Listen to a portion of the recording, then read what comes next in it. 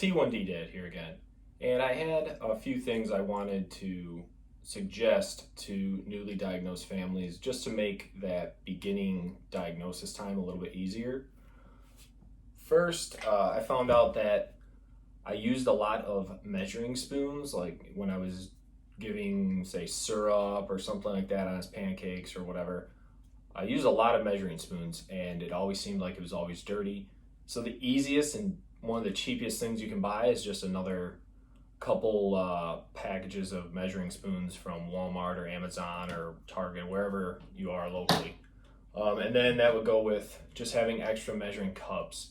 I know when you first start, counting carbs seems to be kind of hard, so I use a lot of measuring tools in the beginning just to try to get as close to counting carbs as accurately as possible.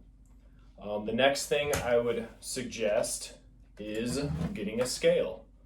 They have a couple different kinds of scales. I'm actually going to do another video on scales in the future, but having a scale, this is the most basic scale. Basically, you just turn it on.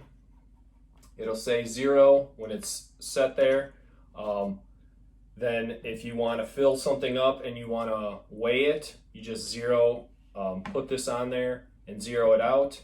And then you can fill your item up and you know exactly the weight of whatever you want to feed them, not including the cup that you're using. So scales are definitely nice.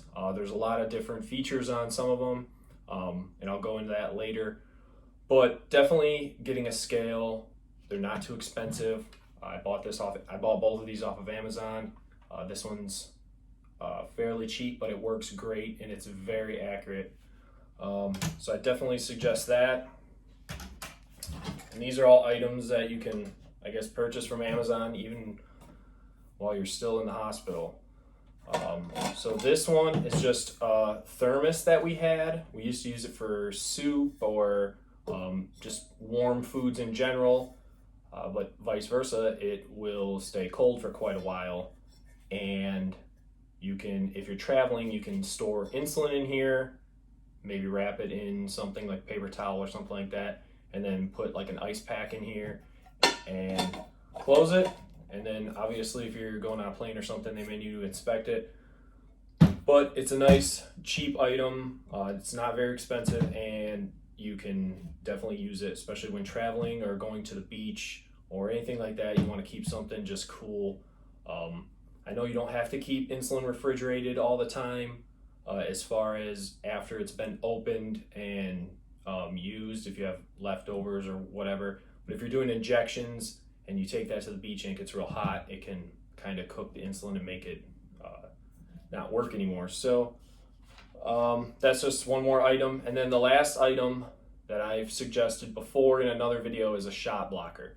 Now, if you're doing injections and your kid hates injections, hates the pain from it or whatever, I would definitely suggest getting a shot blocker. It works very simply. You just place it on the skin, and then in this area right here, you inject. It's got little like pointers on the back, which activate kind of the pain sensory around where you're going to inject. It doesn't hurt. It's just kind of activating those pain sensors, so then when you do inject, they don't really feel it. Now, I did start a nonprofit where I'm trying to give these away. So if you do have a kid that is avoiding snacks or eating or anything like that, and this may help, just throw me a comment in the comment section.